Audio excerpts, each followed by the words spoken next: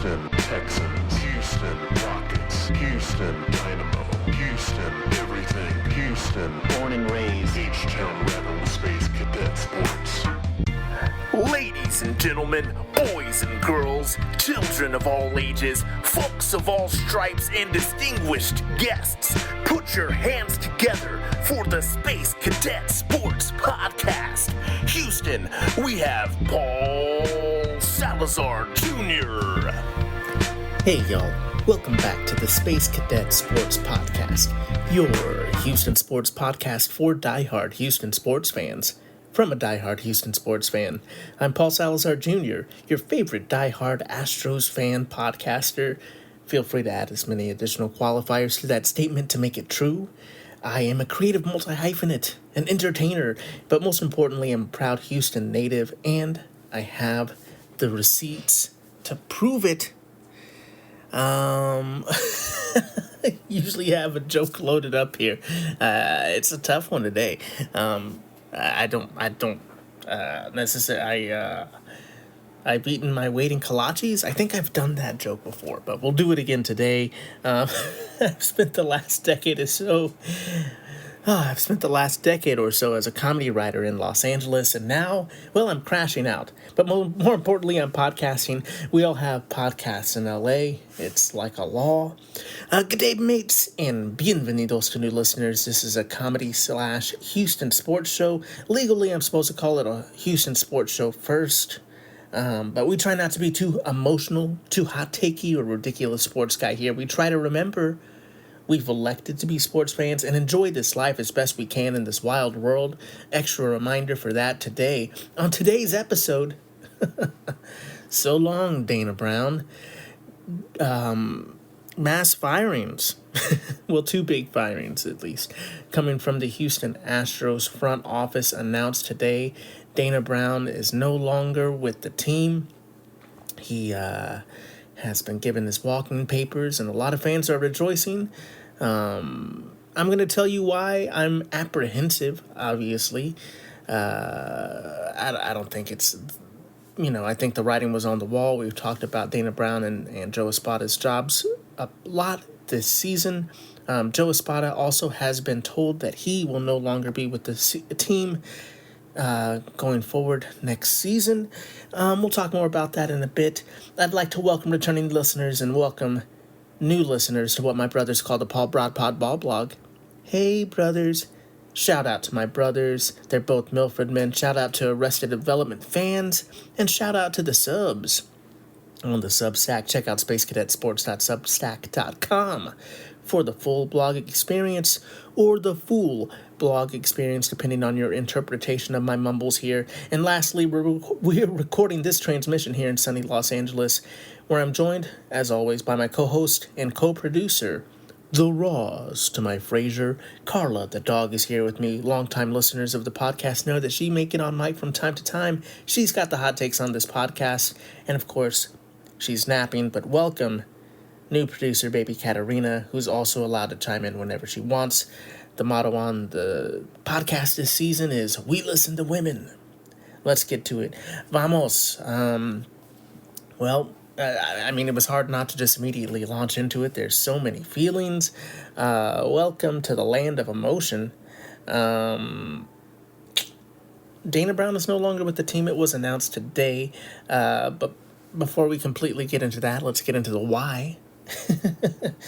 One of the biggest reasons as to why it happened. I mean, it's weird.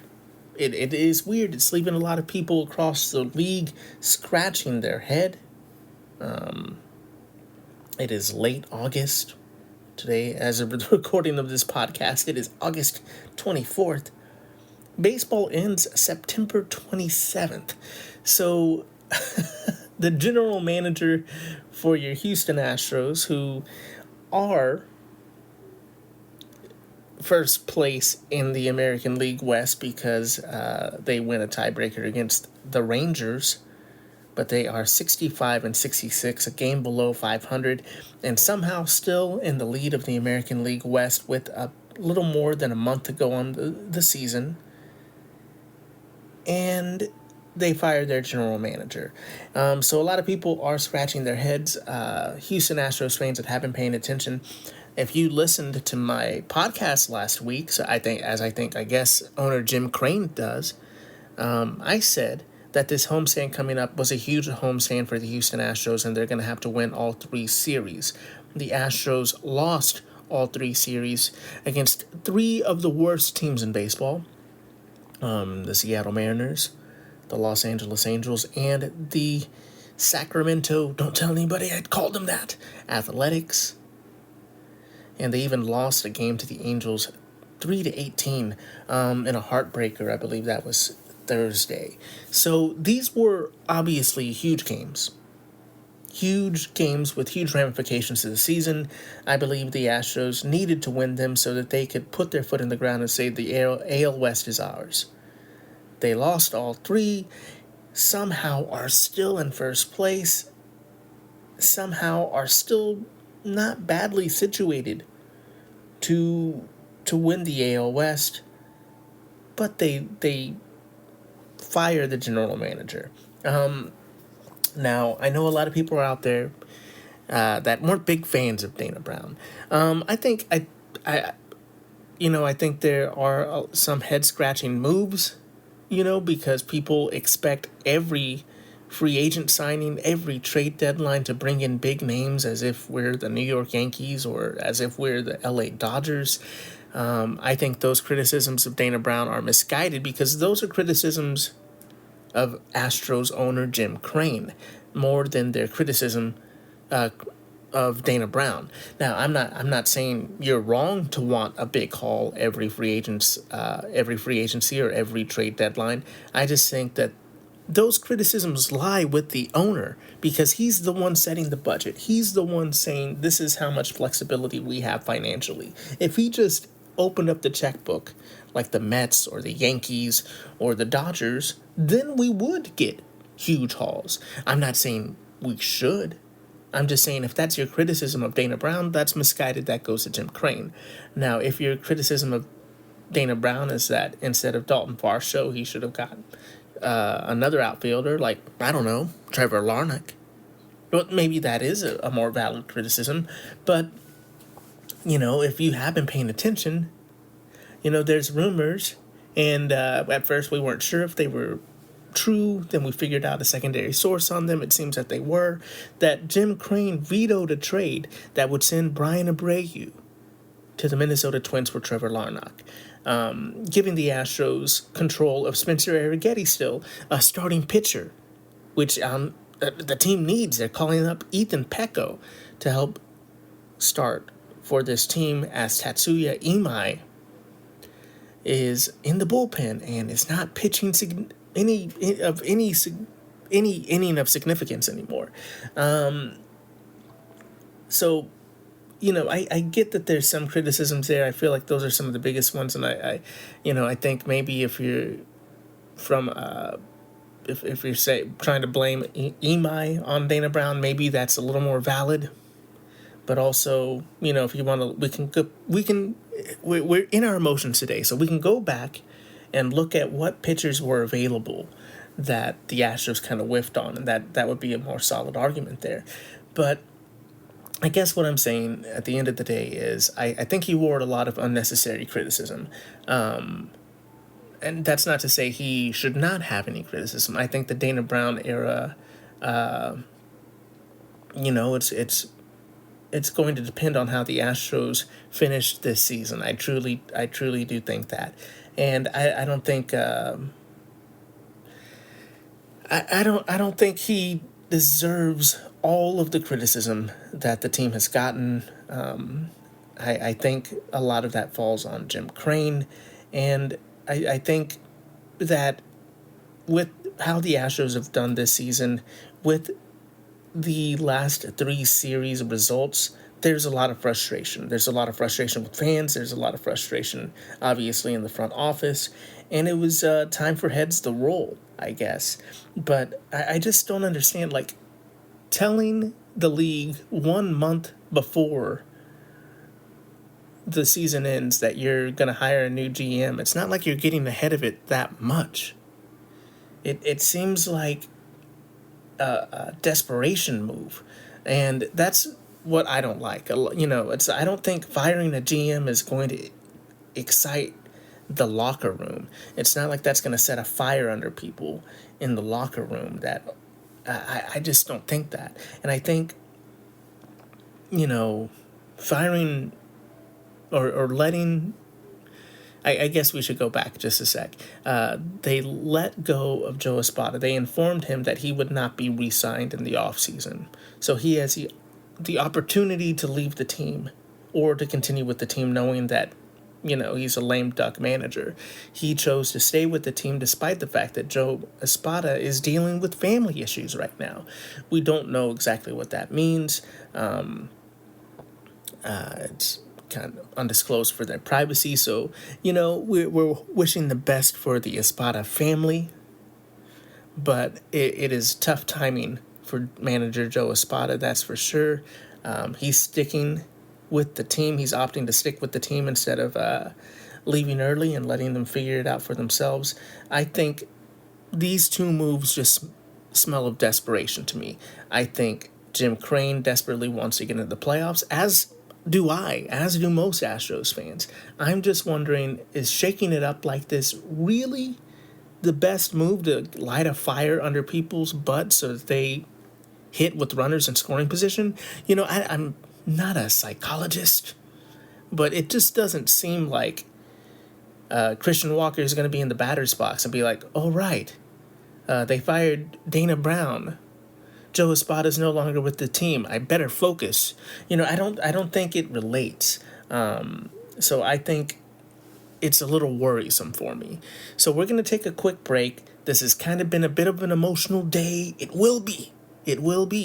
But I'm going to explain why I'm apprehensive about this. Obviously, I don't think Dana Brown deserves all of the criticism, but I also think that he deserves fair criticism for the Astros not doing well. We're going to talk more about that. We're going to talk more about the future we see for the Astros, or what worries me about the future for the Astros, on the other side of this short break. We'll be right back. H-Town Rebel Space Cadet Sports.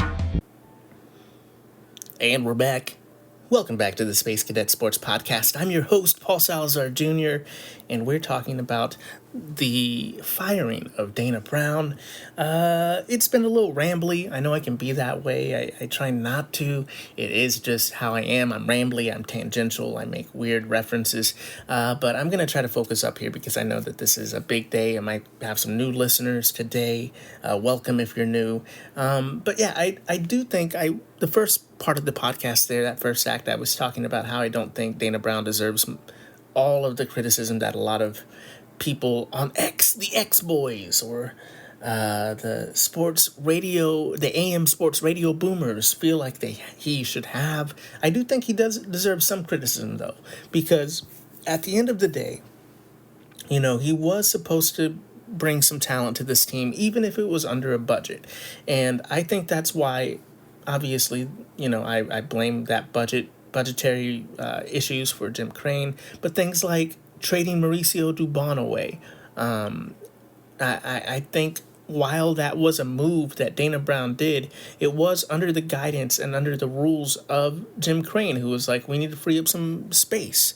Can we afford a guy like Mauricio Dubon? We need we need more flexibility. We can't spend that much on a utility guy. Let's get him out of here.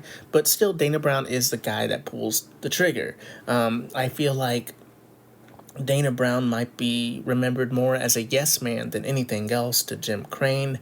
In my opinion, I do think I blame Jim Crane for a lot of this. But still, at the end of the day, Dana Brown was the one who took the job, knowing that he might have to be a bit of a yes man after Jim Crane fired James Click unceremoniously. You kind of, the writing's on the wall. This owner, kind of wants a yes man. So, I think when we're looking back on some of these trades, we're going to see that maybe, he was pretty good at trading. Maybe he didn't sign the free agents that we exactly wanted or needed, but he did get Christian Walker here. He did get Isaac Paredes here. He has, found does have a knack for finding some pitchers. I really do think so, but I think at the end of the day, it just wasn't enough. And, whether that's fair or not, his job was a job that had his hands tied most of the time, but he still had to do the job. And a lot of these moves did not come into fruition this season. This season has been particularly rough with all of the injuries. And at the end of the trade deadline, you're trading away a starting pitcher. You're getting Dalton Varsho back, but you're not getting any starting pitching back from the trade deadline. And now Ethan Pecco is in the starting rotation. Tatsuya Imai is in the bullpen. Ronel Blanco is in AAA. Hayden Wesneski has made it to the rotation, but there's still so many unknown things.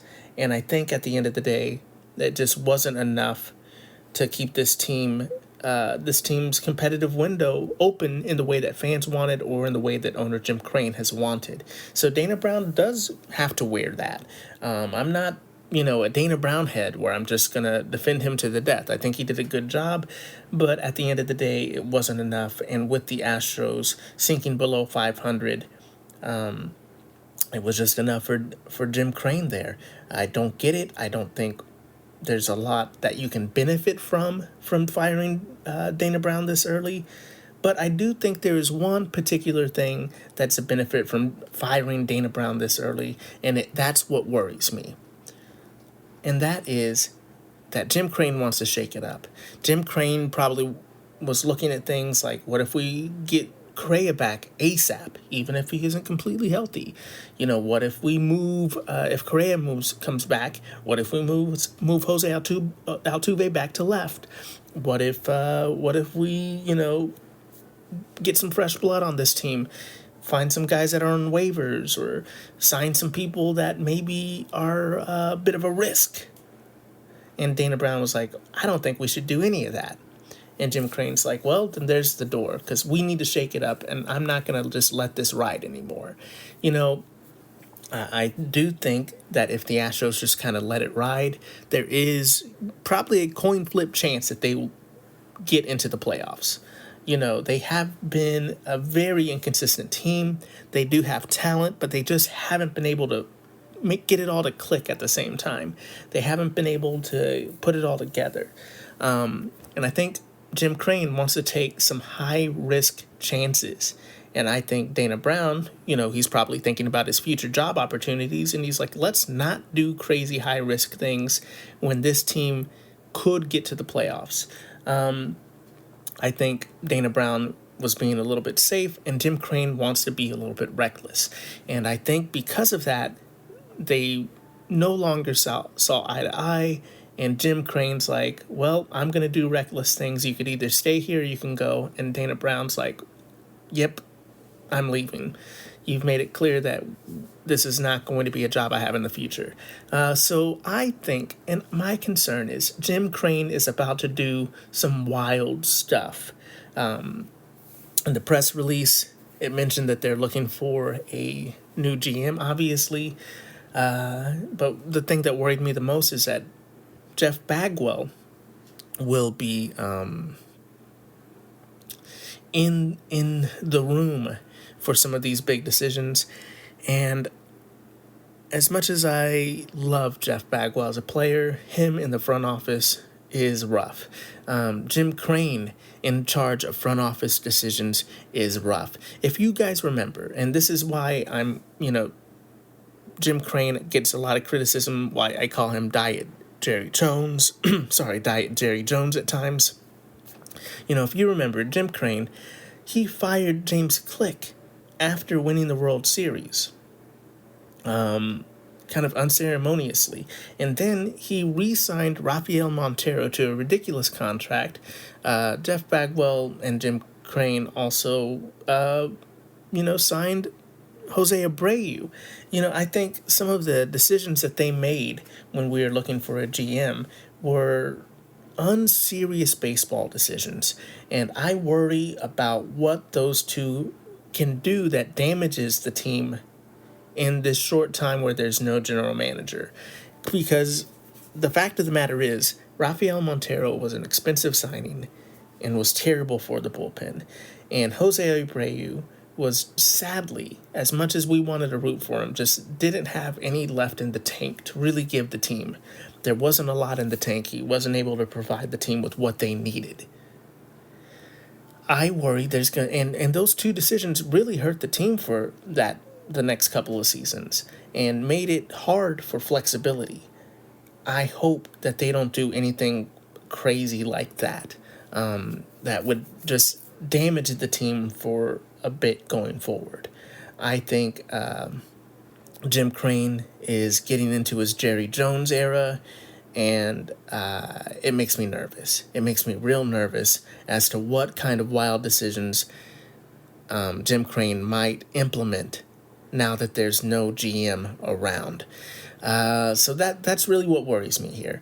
Now, I think I would have liked to just keep the GM, keep Dana Brown around, and both of you figure out, or the whole front office figure out ways to make some changes for the last month and wear it. Wear it as a group. For better or for worse. Right now, the worst case scenario is that the Astros don't make the playoffs, right? So the Astros don't make the playoffs. That puts the team into a bit of a sail. And I'm not going to say rebuild, but there's going to be a soft rebuild if nothing else. Jim Crane said that the window never closes in Houston, and if they don't get to the playoffs, the window feels like it's closing. Maybe not shutting completely, but it feels like it's closing. Best case scenario, which is also not good. This seems like a lose-lose situation, but the best case scenario is the Astros, whatever changes Jim Crane implements, the Astros get into the playoffs. But that just empowers Jim Crane to do more Jerry Jones type stuff. And that's what worries me. We don't need a Jerry Jones. Jim Crane has proven that he should not be in charge of baseball operations. But we'll see, folks. I don't know, but I am worried. So welcome to the Crash Out podcast. We will see. This team has some games coming up in New York. They're traveling to New York to play the Yankees. That starts, as of the recording of this podcast, that starts tomorrow, where the Yankees will face Ethan Pecco. They'll face Peter Lambert and Hayden Wesneski, and then they go to play the Mets. So, folks, this last month of the baseball season is going to be a tough one. Emotionally, it's going to be a tough one to see what these guys do, and it does seem like a lose-lose situation. If the team wins, it just makes Jim Crane more empowered to do Jim Crane type crazy stuff. And yeah, I know Dana Brown wasn't everybody's favorite GM, but I would say he did, if I'm giving him a letter grade, maybe a B. Like putting Lunhow in the S tier. Maybe James Click gets an A, and Dana Brown gets a B. I think he wore a lot of it for the Astros. He wore a lot of it for Jim Crane. And, while I do think at the end of the season he probably should have moved on to another job unless the Astros, made it to the ALCS or won the World Series. But after these series, it was such an important series, homestand, like I was saying in the last podcast. It was so important that Dana Brown actually lost his job. I think that means that Jim Crane listens to the podcast. Folks, we're going to have to wrap this podcast up here shortly. Baby Katarina is waking up. I'm on limited time here. So we're going to let's quickly take a trip to Dynamo Corner. The Houston Dynamo are great. They are on the top of the West Division in MLS, and they're looking really good right now. So if you enjoyed the World Cup, go support the Dynamo. In Houston Texans news, one thing, I foolishly called Graham Mertz a rookie in the last podcast. Apologies, Mr. Mertz. I also called Cody, just also in notes while I'm apologizing, I called Cody Bolton Colton Bolton, which obviously I Forgot his name for a minute. Apologies, I have dad brain. Apologies to Sixlets, aka the knockoff Eminem, Cody Bolton, and to Mr. Graham Mertz. In last week's podcast, I mentioned that Jaden Higgins was down with an injury and it looked pretty bad. Turns out that is an ACL tear, and it's not looking good for the Texans wide receiver room. Obviously, Higgins will be missed. He was primed to have a breakout season in his second year with the team. And in other sad news, Tank Dell is probably going to start the season on the injured list. So that Texas wide receivers room is looking pretty light. Maybe Dalton Schultz will be able to pick up more of the load there. We shall see. But the Texans are ramping up to get in their preseason. I believe they only have one preseason game left now, so we'll be watching that.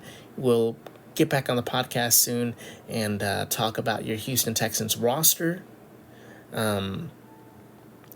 Definitely excited about that. Also, in Rockets news, they had a new floor layout or floor design update with the Dunkshot in black and red. It looks really good. We shared that on our Instagram. You can find that online as well.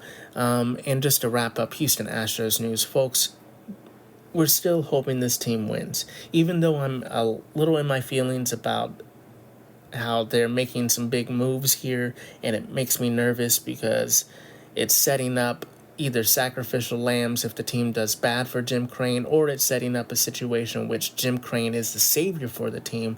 It does make me very nervous. Look, I'm not saying Jim Crane is a bad person. I'm just saying all the meddling with the team he's doing makes me very nervous.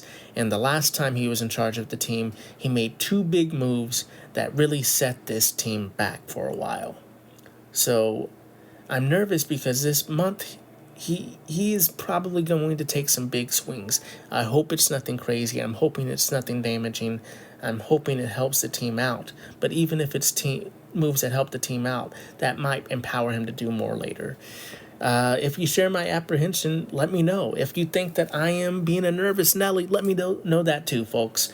And with that said, that's going to do it for this transmission, Space Cadets. Thanks so much for listening to the podcast. Please like, rate, review, subscribe, share, and all that jazz. We're a small podcast and only go as far as our listenership takes us. We're supported by listeners like you, so please share with a Houston fan or Australian in your life and give us a 5-star rating wherever you listen. Reach out on social media. You can find me at Space Cadet Sports on Instagram. We share a lot of stories. We try to keep you posted there through the stories and an occasional post every now and then. If you have anything to say, and if you think I'm being a nervous Nelly, if you think that I am being too cruel to Jim Crane, or you're a Dana Brown hater, or you think Espada had to go, let me know. Let me know your take.